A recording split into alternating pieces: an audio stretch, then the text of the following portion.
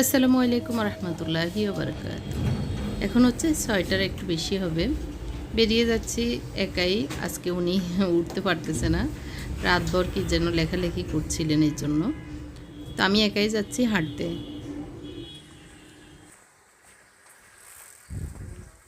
তো আপনাদের কার কী অবস্থা কমেন্ট করে জানাবেন। আমি তো আল্লাহর রহমতে এবং আপনাদের দোয়া মতো আলহামদুলিল্লাহ ভালো আছি।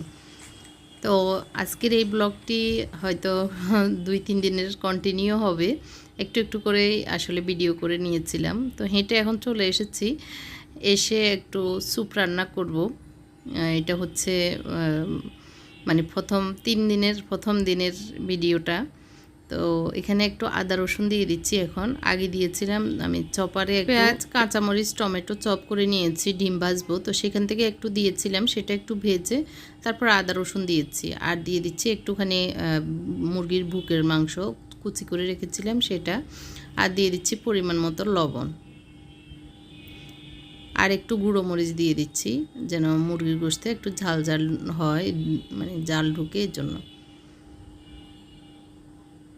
আমরা একটু এখন স্যুপ খাবো, এর জন্য স্যুপ রান্না করছি। যদিও রেডিমেড প্যাকেট, তো রেডিমেড কোনো কিছুই খেতে পারবো না। তারপরে আসলে মাঝে মধ্যে একটু ক্রস করতেই হয়। একদম যে মানে 100% করতে পারছি তা না, 99% হয়। তো 1% মাঝে মধ্যে ছুটে যেতেই হবে। আমরা মানুষ, একদম সব কিছু নিয়মের ভিতরে করতে গেলে আমরা আর পরবর্তীতে ধরে রাখতে পারবো না, এই জন্যই। তো যাই হোক, আমি স্যুপটাকে পানিতে একটু গুলে নিয়েছি আলাদা। আর এই দিক দিয়ে মুরগির গোশতগুলো একটু ভালো করে ভেজে নিচ্ছি। আর একটু পানি দিয়ে আবার একটু কষিয়ে নিচ্ছি। কেন যেন ইদানিং স্যুপ খেতে ইচ্ছে করে, এর জন্যই আসলে স্যুপ রান্না করছি বা কয়েকদিন থেকে খাচ্ছি আর কি।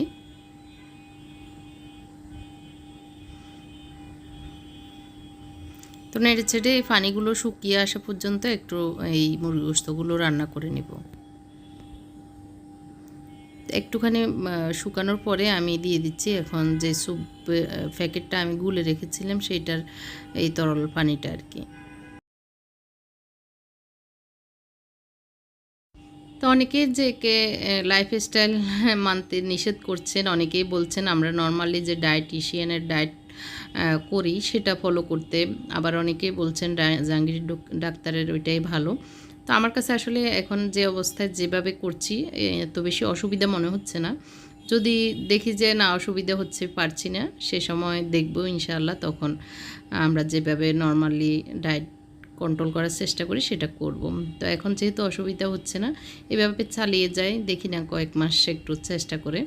তবে আপ্রাণ চেষ্টা করব ইনশাআল্লাহ এবারে যেন ছুটে না যায়। চেষ্টা করব অন্তত 6 মাস কন্টিনিউ করার। আর আপনারা আমাকে উৎসাহিত করবেন। আপনাদের উৎসাহ পেলে, আপনাদের যদি সুন্দর সুন্দর পাই, কমেন্ট পাই, তাহলে আমারও করতে ইচ্ছে করবে। আর দোয়া চাই সবার কাছে। যে কোনো ভালো কাজের উদ্যোগ নিলে সবার আন্তরিকতা, ভালোবাসা, দোয়া নিতে হয়। তো সবার দোয়া সাথে থাকলে ইনশাল্লাহ আমিও পারবো। তো ডিমটাও একটু ঘি দিয়ে ভেজে নিচ্ছি। ঘিয়ের পটটা ছিল কেনা, তো আমি সামনে নিজেই করব। তো যেহেতু কেনা ছিল, এটা খেয়ে শেষ করে ফেলি, এটা আর কি, এর জন্য আর এখনও ইয়েটা করছি না, মানে একদম ঘরের করাটা হচ্ছে না, হোমমেডটা হচ্ছে না আর কি। তো আমাদের দুজনের জন্য 4টা ডিম ভেজে নিচ্ছি। সকালের নাস্তা এটাই থাকবে। আর দেখি কি খাওয়া যায়।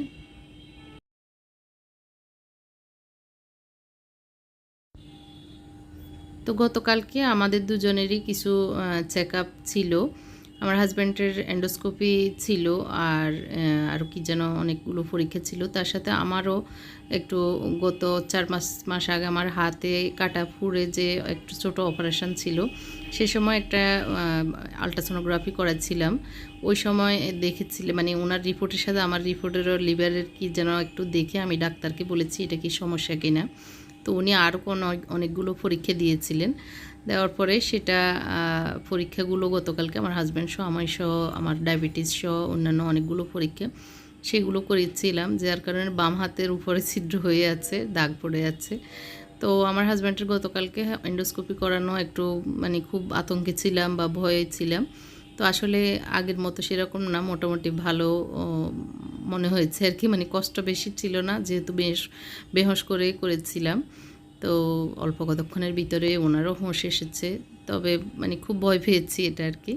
তো আলহামদুলিল্লাহ ওনার যে লিভারের সমস্যা বলেছিলেন, একদম স্কোয়ারের ডাক্তারে খুব আতঙ্কিত করে ফেলছিলেন, সেটা থেকে এখন যে ইবনে সিনার গ্যাস্ট্রো লিভারের ডাক্তার দেখিয়েছি, উনি বললো যে না ওইরকম আতঙ্কের কিছুই নেই, একটু ফ্যাটি লিভার আছে, ওইটা আপনি ডায়েটে থাকেন, চিনি খাবেন না, এরকম কিছু পরামর্শ দিয়েছেন, মোটামুটি সেরে যাবেন এটা বলছে। আর আমারও বলছে ফ্যাটি লিভার আছে, তো আমাকে প্রতি মাসে 3 কেজি করে আমাকেও 6 মাসে 18 কেজি কমিয়ে তারপরে যেতে বলেছেন, 3 মাস পরে আবার দেখাতে বলেছেন ওনাকে। তো যাই হোক চেষ্টা করছি, আল্লাহ যদি আমাকেও সাহায্য করে, সব মিলিয়ে আর কি। তো একটু পেঁপে এনেছিলেন উনি একটু আগে, একটু নিচে গিয়েছিলেন, তো পেঁপেটা পেয়ে এনেছে একদম শক্ত। তো আমি বলতেছি আমরা তো খেতে পারবো না, তো শক্ত যেহেতু আছে বেশি মিষ্টি হবে না, নরম হয়ে গেলে মিষ্টি চলে আসবে। তো আর এরকম শক্ত শক্ত মানে চিপিয়ে খেতে এই পেঁপেগুলি ভালোই লাগে। তো এই জন্য পুরোটাই কেটে নিচ্ছি, ছেলেরাও খাবে, যখন যে আসবে দেখবে খেয়ে নিবে, তো এর জন্য পুরোটা কেটে নিয়েছি। আর আমাদের জন্য একটু সালাদ কেটে নিচ্ছি।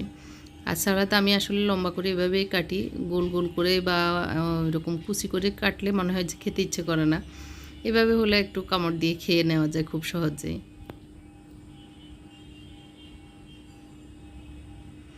তো এর ভিতরে চুপটা হয়ে গিয়েছে, আমি চুলাটা অফ করে দিয়েছি, আর আমাদের দুজনের জন্য একটু বেড়ে নিচ্ছি।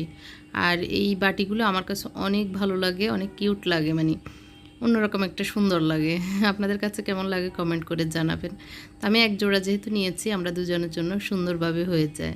আমার ছেলেরা নুডলস খায়, সুপি নুডলস, তারপরে ওরা যখন যেটা খায় এই বাটিগুলোতেই খায়, ওদেরও মনে হয় ভালো লাগে এর জন্যই।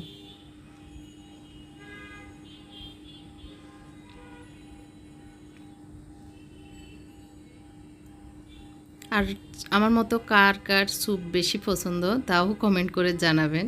স্যুপ লাভার কে কে আছেন, আমার ব্লগ দেখেন, কমেন্ট করে জানাবেন, তাহলে বুঝবো আমি যে খুব পছন্দ করি তা না আপনারাও আছেন আমার দলের।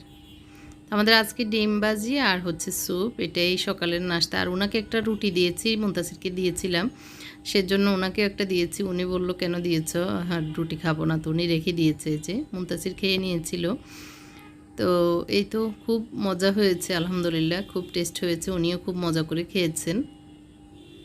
তো এর ভিতরে আমাদের খাওয়ার শেষ, আমি ডিম ফুরাটা খেতে পারিনি, তো এটা ঢেকে রাখছি, পরে আবার যখন একটু খিদে আসবে বা মন চাইবে তখন খাবো। উনি এখন খেয়ে চলে যাচ্ছে অফিসে, আর আমিও আমার অন্যান্য কাজগুলি করে নেব। কারণ আজকেও আমার মদিনে আসে নাই, গতকালকেও আসে নাই, গতকালকে ও ছুটি চেয়েছিল। তো তখন আমি বললাম তুমি একবারে না এসে বরং 1-2টা কাজ করে দিয়ে যাইও, মানে দোয়া পাটলা আর ঝাড়ু দিয়ে ঘর মোছাটা। তো আসলে বলল যে আসবে, কিন্তু গতকালকেও আসেনি। তারপর আমরা ছিলাম না সারাদিন, মোটামুটি সেরেছে, পরশু দিনের খাবার ছিল ওরা খেয়ে নিয়েছিল, কিন্তু আজকেও আসে নাই। এটা খুবই মানে কষ্টের, যখন 1-2 দিন না আসে, হঠাৎ করে না আসে, তখন অনেকগুলো প্লেট বাটি জমে যায়। তো আমার অনেকগুলো প্লেট বাটি জমে গিয়েছিল, সেগুলো ধুয়ে টুয়ে আমি এখন আবার একটা কাজ নিয়ে বসেছি। তো এটা হচ্ছে এই পাড়ের জিনিসগুলো আমার সেলের ইয়ে ছিল আর কি। তো এগুলো টুকরো ইয়েগুলো মানে পাড়ের টুকরো অংশগুলো তো আমি আসলে ফেলে দিইনি, তো ভেবেছি কিছু করব, এরকম রান্না টান্নার করব। তো সেই থেকে আসলে বস্তায় পড়ে আছে, আজকে ভাবলাম যে একটু করে নিই। আমার আর এখন বাসায় তেমন কাজ নেই, যেটা রান্না করার করে নিয়েছি। তো আজকের রান্নাবান্না দেখাচ্ছি না। আর ছেলেরাও নাই বাসায়, কেউ বাসিটিতে পরীক্ষা চলতেছে, আমার বড় ছেলের ওর সেমিস্টার পরীক্ষা চলছে, আর মেজোটা কলেজে গিয়েছে, ছোটোটা স্কুলে গিয়েছে। তো ভাবলাম এটা একটু করে নিই। তো আমি একটু আমাদের যে গোল রানার আছে, ম্যাট যেটাই বলি, ওইটার সাহায্যে একটু মাপ দিয়ে আর কি, ওইটার মাপ দিয়ে বড় কেটে নিচ্ছি, আর যেগুলো একটু ছোট মানে ছোট অংশ সেগুলো ছোট রান্নার ছোট ম্যাট দিয়ে মাপ নিয়ে তো ওইটাও কেটে নিচ্ছি। তো এরকম করে আমার অনেকগুলো হচ্ছে, মানে যতগুলো হয় বড়টা দিয়ে বড় যদি অংশ পাই সেটা করব। আর লম্বা যেগুলি সেগুলি দিয়ে আমি রান্নার করছি টেবিলের। তো ভাবলাম যে এগুলো আসলে কিনলে অনেক সময় কিনতে চাইলেও পাবো না, তো ফেলে দিলে তো চলে যাবে, তো এই জন্যই রেখে দিয়েছিলাম বস্তা ভরে। তো এখন ভাবলাম যে এগুলি আসলে বস্তা না রেখে একটু করে নিই, তাহলে জিনিসও আমি ব্যবহার করতে পারলাম আর বস্তায় যেভাবে পড়ে আছে এটা অবসর হয়ে যাক। এর জন্য যে অনেকগুলো কালার হচ্ছে আর মাল্টি কালার হচ্ছে, আমি মাল্টি কালার বিভিন্ন জায়গায় ইউজ করতে পারবো। তো আরেকটু দেখাচ্ছি হলো এর ভিতরে আমার কাটাও শেষ হয়ে গেছে। আমার এই কেটলিটা আমি আজকে ধুতে গিয়ে আমার হাত থেকে পড়ে ভেঙে গিয়েছে। তো সাহেব বাজার মানে নিচে গিয়েছিল, ওনাকে বললাম যে একটু একটা ইয়ে নিয়ে আসতে, সুপারগুলো। তো উনি নিয়ে এসেছে, আমি এটাকে জোড়া লাগিয়ে নিব। লাগিয়ে কি করব সেটা আগামী পর্বে আগামী ব্লগে দেখতে পারবেন। আর উনি তো চলে গিয়েছে, ও মানে চা কফি খাননি, তো আমি একটু গ্রিন টি খেয়ে নিচ্ছি। আর এই রান্নাগুলো আমি কিভাবে ইউজ করছি সেটাও দেখাবো ইনশাল্লাহ। এখন হচ্ছে রাতের সিন, আমি একটু রাতে বসে বসে মেহেদি লাগাচ্ছি। আগামী দিন আমরা ফেনী যাব সিদ্ধান্ত হয়েছে। তো ফেনী যাব, সকালে উঠেই যাব, এটা সিদ্ধান্ত হয়েছে একটু আগে। কারণ হচ্ছে আমার মুনতাসির আর আমি ওর আব্বুর সাথে সকালে চলে যাব। উনি আবার ওনার মিটিং পড়েছে অন্যান্য পার্টনারদের সাথে, তো ওনারা সব আর যাবেন, এর জন্য উনি সকালে চলে যাবেন। আর আমার মুত্তাকির একটা ইম্পর্টেন্ট কোচিং আছে, হ্যাঁ মানে কেমিস্ট্রির, তো এই জন্য ও বলতেছে ও কোচিংটা করে তারপর যাবে, কারণ আগামী মাসে ওর ফার্স্ট ইয়ার ফাইনাল পরীক্ষা, এর জন্য ও পড়ার প্রতি গুরুত্ব দিচ্ছে।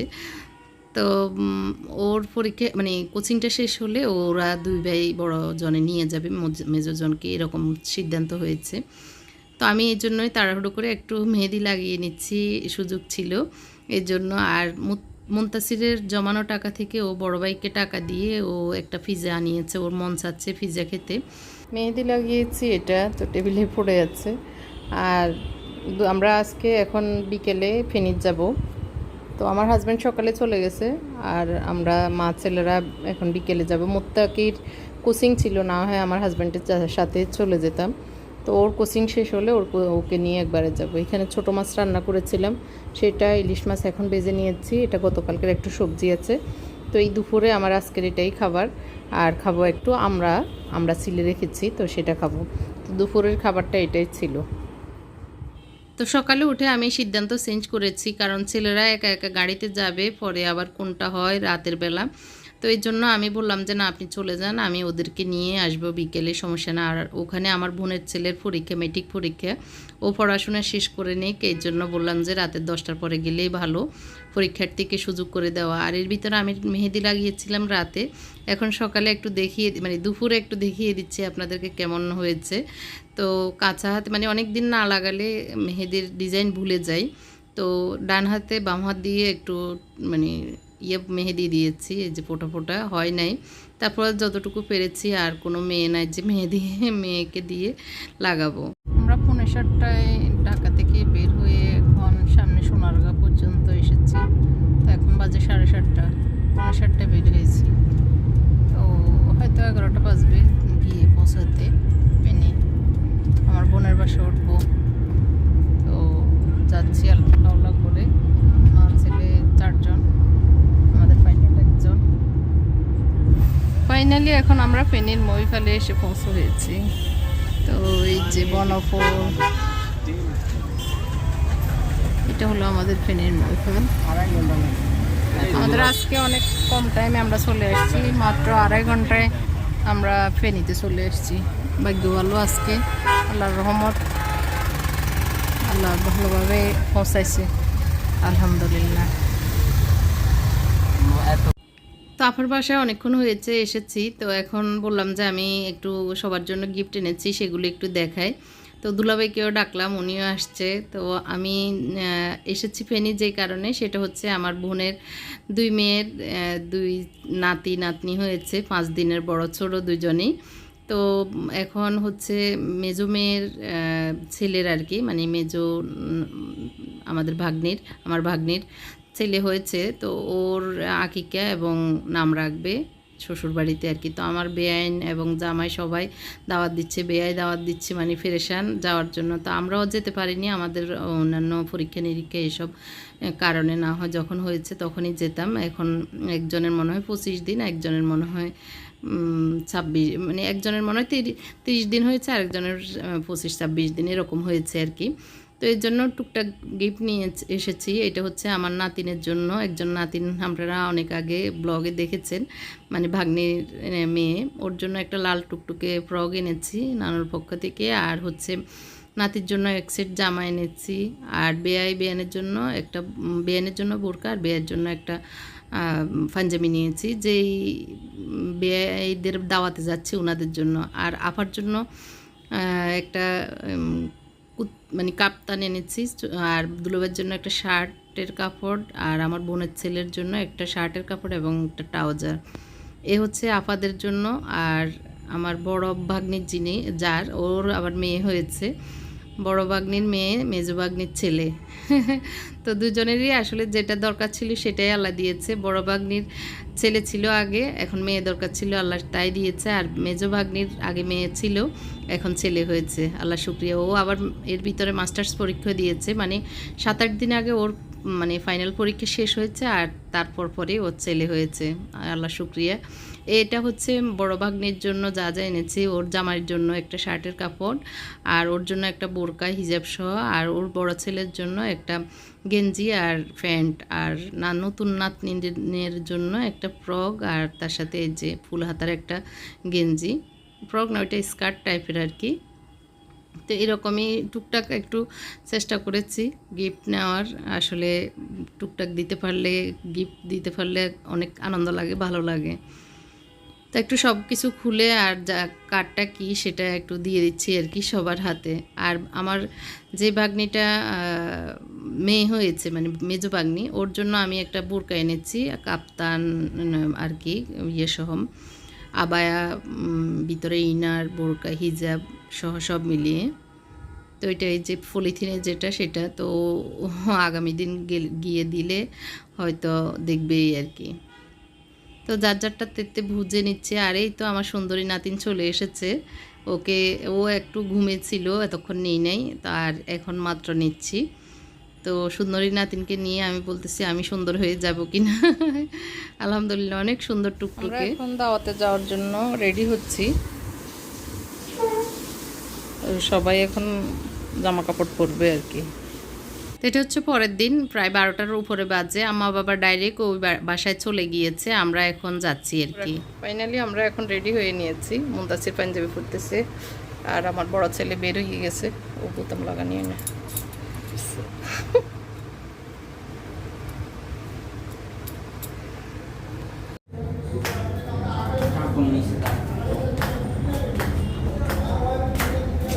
তাফার চা দেবর এসেছেন সিএনজি করে, তো আমরা একসাথে গাড়িতে চলে যাবো, এই জন্য ওনারা এসে এখন অপেক্ষা করতেছে, গাড়ি ব্যাকি দিয়ে ঘুরিয়ে আসতেছে। তো আমরা যাচ্ছি রামপুরা মোল্লাবাড়িতে। ফেনী রামপুরা মোল্লাবাড়ি অনেক বিখ্যাত এবং ফেমাস, সবাই চিনে জানে। তো এই তো আফা যা মানে ভাবি, আর টুকটুকে একটা লক্ষ্মী মেয়ে আপার দেবরের। আর এই তো চলে এসেছি এর ভিতরে, সুন্দর একটা বাড়ির সামনে অনেকখানি জায়গা, আরও একটা বাড়ির জায়গা আছে। তো তার ভিতর দিয়ে আমরা একদম বাসায় চলে যাচ্ছি। ওনারা দোতলায় না তিনতলায় থাকে মনে হয়, না দোতলায় থাকে, যাই হোক আমরা উঠে যাচ্ছি। তার নাতিকে একটু গিফট দিব টাকা, আর গোল্ড কিছুই আনি নাই, কারণ আমার হাজব্যান্ড বলেছিল কিছু গোল্ড চেন বা আংটি নিয়ে যেতে। তো আমি আসলে গোল্ড দিতে ইচ্ছা করে নাই, মানে ছেলে মানুষকে গোল্ড দিব না এর জন্য।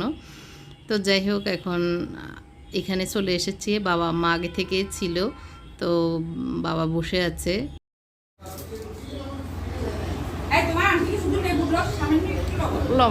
অনেক নাস্তা রেডি করে রেখেছেন, তো আমি আসলে কিছুই খাবো না, পেয়ারাটা একটু খাবো। আর এই তো লেবু জুস করে দিয়েছে জিয়ারি, কি সুন্দর মাশাআল্লাহ মানাইছে।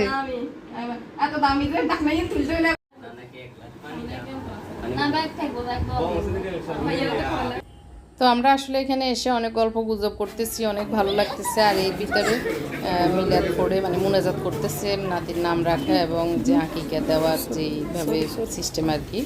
তো এগুলো সেরে টেরে আমরা অনেকক্ষণ গল্প গুজব সারার পরে খেতে চলে এসেছি নিচে। ওনাদেরই একটা ফ্ল্যাট এখন খালি আছে, মানে ভাড়া হয়ে গেছে, মানে এখন খালি আছে। তো সেখানে খাবারের ব্যবস্থা রেখেছেন আর কি। তো সুন্দরভাবে পর্দা মেনটেন করেই সবাই সুন্দরভাবে খেতে বসছে। তো আমরা একটু খেয়ে নিচ্ছি, বাবা একটু মেনটেন করে দিচ্ছে যেন কোনো পুরুষ টুরুষ না ঢুকতে পারে আর কি। তো সব কিছু দিয়ে ওরা চলে গিয়েছে, আমরা নিজেরা নিয়ে খেয়েছি। আমি কোনো রাইস টাইস নিয়ে নিয়ে জাস্ট একটু খাসির মাংস আর চিকেন সালাদ এগুলি খেয়েছি।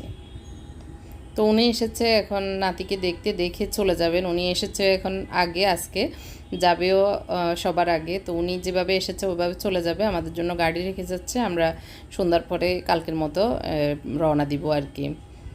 তো নাতিকে একটু দোয়া দিয়ে নাতিকে দেখে চলে যাচ্ছে। আর এটা হচ্ছে নাতিনের আব্বু, নাতিনকে নিয়ে কোলে বসে আছে আর আমার বড় বাগনিটা খেয়ে আসতেছে। এর জন্য এই তো নাতিটা যে বাসায় এসেছি আর কি, এই রাজার মতো পড়ে আছে, শুয়ে আছে রাজকুমার।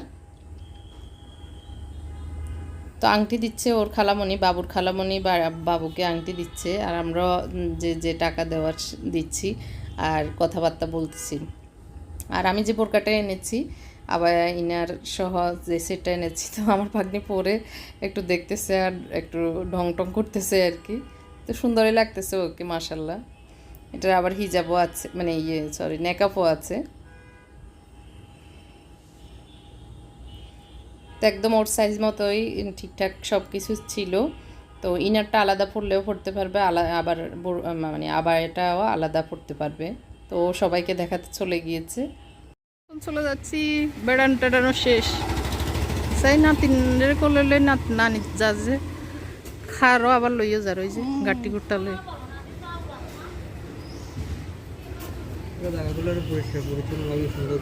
চাষাবাদ করলেও ভালো হইতো কিছু।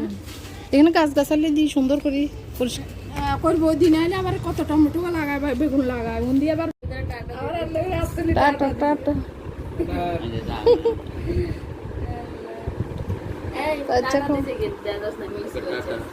তো আমরা মাগরিবের নামাজ পড়ে রওনা দিয়েছি, সবার থেকে বিদায় টিদায় নিয়ে আমার শাশুড়িকে দেখতে গিয়েছি এর ভিতরে।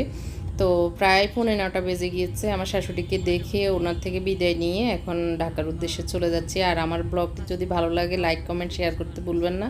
আল্লাহ হাফেজ, আসসালামু আলাইকুম।